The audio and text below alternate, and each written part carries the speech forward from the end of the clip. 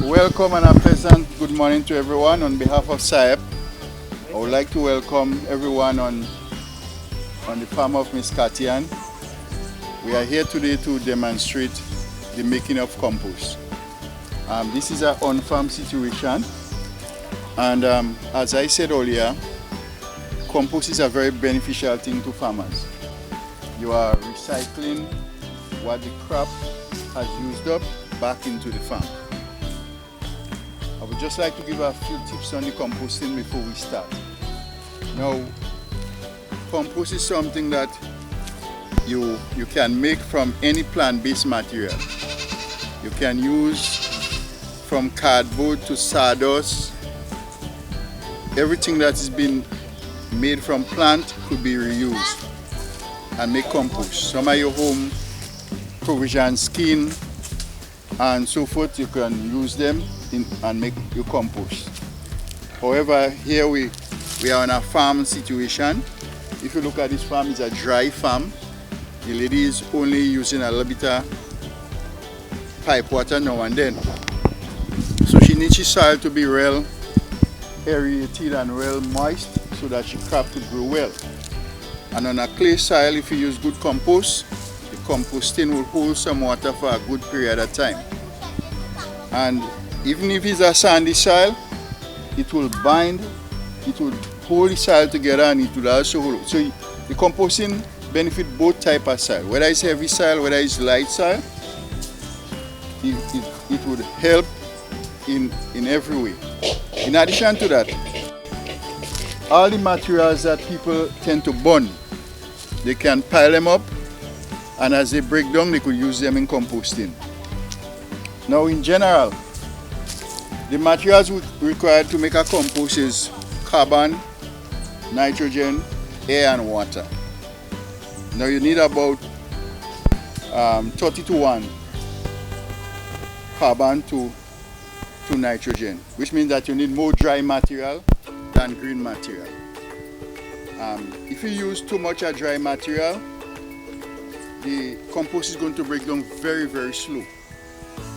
And if you use too much of green one, you will kind of get a kind of foul smell coming from it. It will be saggy. So you have to learn how to balance it. But that happens over practice over a period of time. You can't just one day do composting and get the real thing. You need to do it over and over, because some materials might be more solid than the other, so you'll be able to balance yourself better. So we'll start by the use. So somebody could come and help put some dry material first. And we're just trying to keep them inside of the 4 sticks. Now we use the 4 sticks so that as you go up, we could just support it so that all the materials will stay together. So as you do it, you ram it to get it compact. Making compost is like making an oil dung.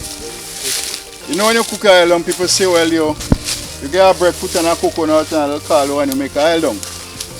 But when a man wants to make a real nice oil dung with a lot of nutrients in it, he put in a little, all the different type of meat, the different vegetables, and so forth to make it richer. So when you're making a compost, that's why you could get some seaweed, you could get your eggshells and all kind of things to put in it to make the compost richer, so the plant will get all the nutrients that it requires for growth. So here we put in some of the nitrogen material, some green stuff. We spread that. One is enough. Remember, you have to put less green to dry. Yes, baby.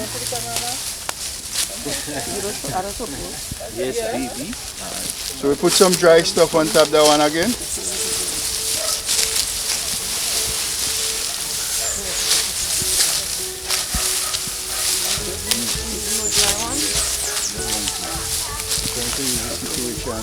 Oh, what she have? Now, if we was on a banana farm, you might have get some fig stock and put on the side, but we have to use what you have on that farm. So this is manure from our pig pen. We try to spread it evenly.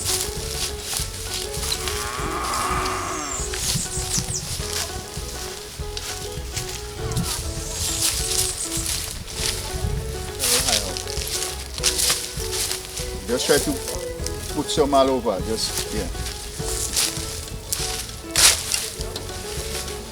Put some more on the side. This here you could just put on them over there. Yeah, put it on there.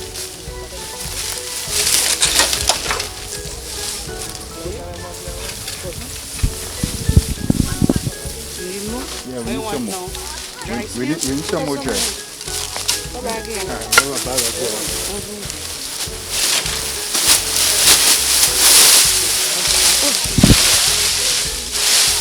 Now, you realize this dry is a different dry. Yeah. This dry have put it to sleep, you have material from big trees. So you see, because every plant feeds differently.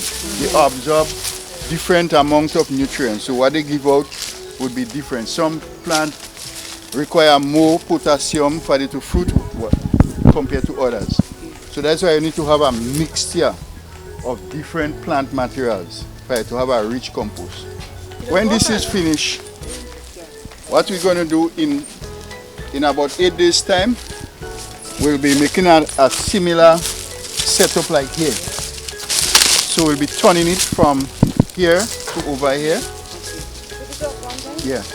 And then let's put some green material.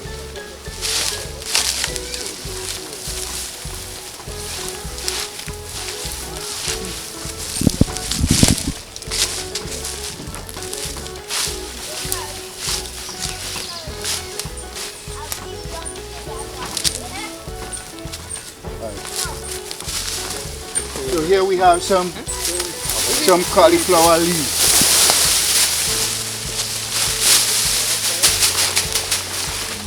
Yeah, see that? Watch. Put a little bit of grass and thing for us, then la grass.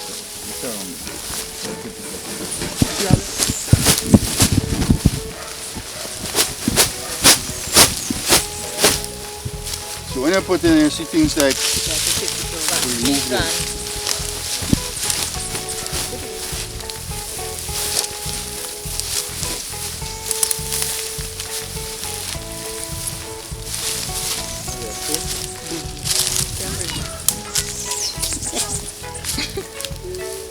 Alright.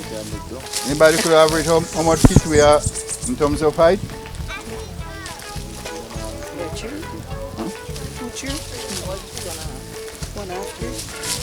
I say close to 3 feet. Yeah? Alright, so we have one more layer to go. You go up about 4 feet high.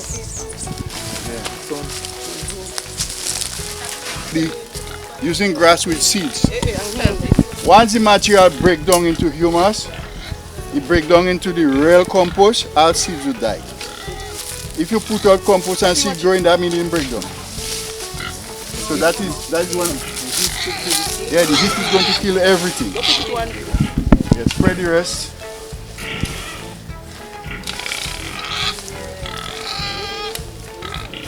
The pig waste is going to help the compost break down very fast, because the pig waste have a lot of heat. Now with the fall waste you get more nitrogen, as compared to the pig waste you might get a lot more phosphorus and things. So it's different.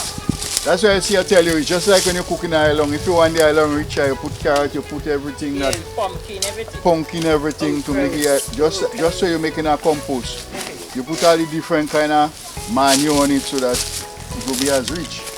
Now some seaweed is going to provide a lot of micronutrients. Some farmers they put cocoa pod, based on your location, you use what you have.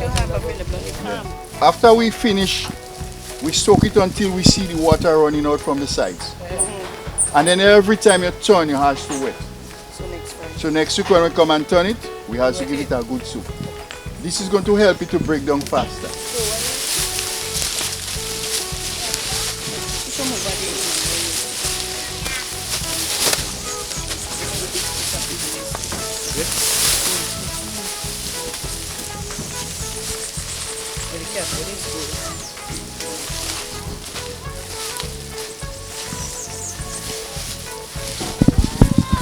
Okay, so let's get the water organized. Yeah, you could stabilize the ground. See, we have a piece of cardboard here, that's plant-based material. When that break down, you're not seeing the cardboard anymore.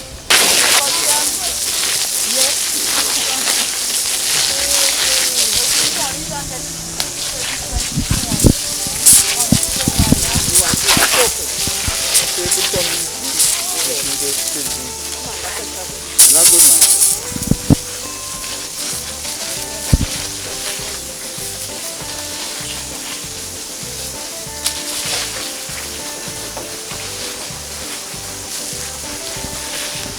See, the first time you wet meat, you have to get a good. The next time when you wet meat, you won't be as much.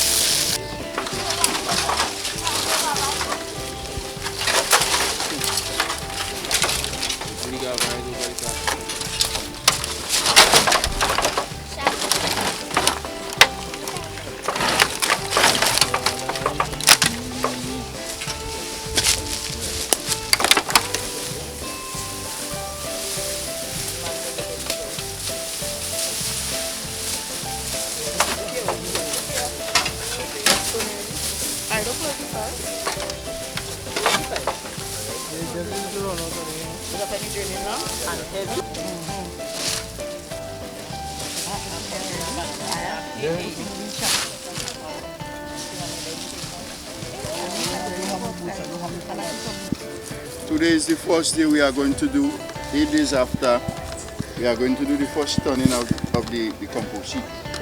As you notice, the compost heap was quite up here, and he had gone down even as much as halfway already. That is the amount of heat that helping it to break down. So you could see that we are having a fast breakdown here.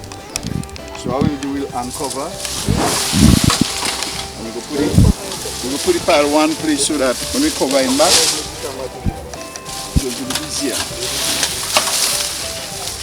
You just plug them on inside.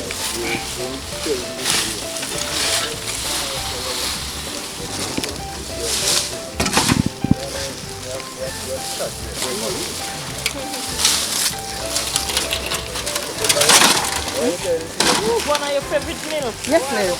What, sorry? Congo. No. From this one here? No. I don't see. So what we will be doing, so it's just a simple process. We remove the materials on the top, and the materials at the top. Get below. And we put in it below.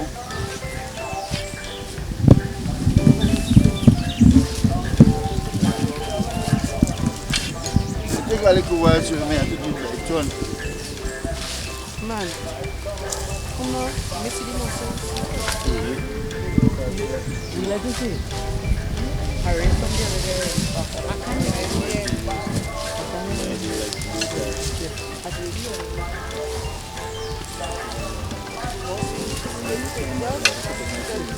Use your hand if you have gloves. I need to make it.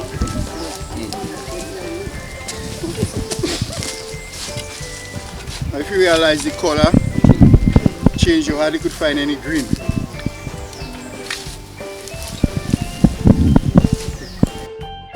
Final soak for the second turning.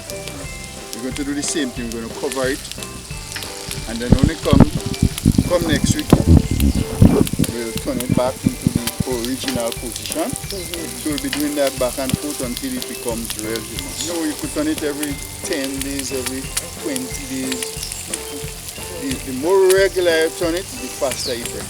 Because every time you turn, you have to get some moisture. Okay. That's going to help the heat, and you got more heat when you cover it, so it will break down faster. But you could leave it and say every month, you don't horrify it. You say every month I will give it a turn until I ready for it, because I might have 3-4 heaps, so you ain't really bothering. But if you really want to make a fast compost, you could get a drum, as I say, and you put it in it, more heat, faster it break down. And you just keep turning it, now for now you have compost. Ready?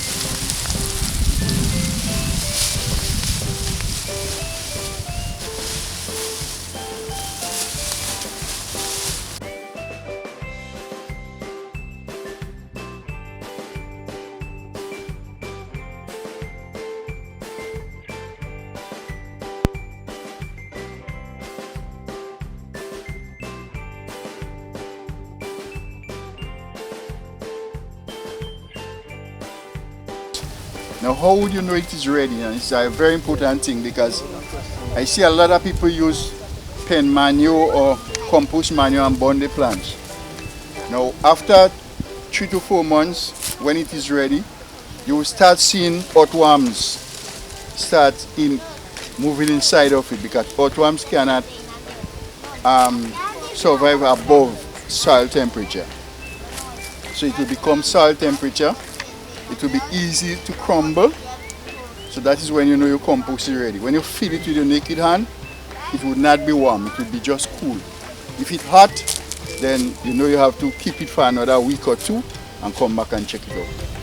But do not use it. If you're only using it as mulch, or you plow your land and you want to place it all over the land to plow it in, then it's okay. But once you are going to use it direct in the plants to the young seedling or seedling, then you need to make sure that it is completely broken down. One of the farmers asked how much you expect to get from the compost. Well, it varies because it depends on the material you're using. Now, if you're using solid material, sometimes you might get from a 4x4x4, you might get up, well, they usually measure it by baskets, so you might get 10 baskets. But sometimes you get more or less based on the material, because, for example, we use some pig manure which is rich and maybe a little thicker. We use some cabbage and cauliflower leaves. Those are solid materials in terms of plant material. But if you're using a lot of grass, green grass and dry grass and so forth, you might get very little, sometimes you might get 6 or even 4 baskets from it. But as I say, practice brings perfect. When she she start doing compost herself, one day we may come here and see she realized that she could do it in a different way. She might bring some drums and put them in it, have a 2 empty one and turn them in it. You know, some to make it easy for yourself. If it's you alone and you don't help, you get some plastic drums, right? You cut them in half. You put the material in it, just as how we pack it. You put the different material. You give it a 6 to 8 days. You empty it in the other drum and you cover it. And you do the same thing after 8 days again in the other one. So you could have a few drums, see like these blue drums, or you could get them tar drums, and you could do the same thing. So you don't bound to have sticks on the ground. You could put them in drums, big drums, or big plastic containers, and you could use this, do the same thing. Now, right, so an important point, when you're using the drums, you must bore holes in the bottom and on the sides so that the excess water, because if the compost is too soggy, it's like a bomb. You go stay all up the road and smelling it. So and that is one of the thing about compost. If you use too much nitrogen material, plenty green material, you go give you that kind of foul smell. But if you use more carbon, which is dry material, you would come here and you would not know if you have a compost on the ground. But if you use too much carbon, it will just take a lot of time before it breaks down.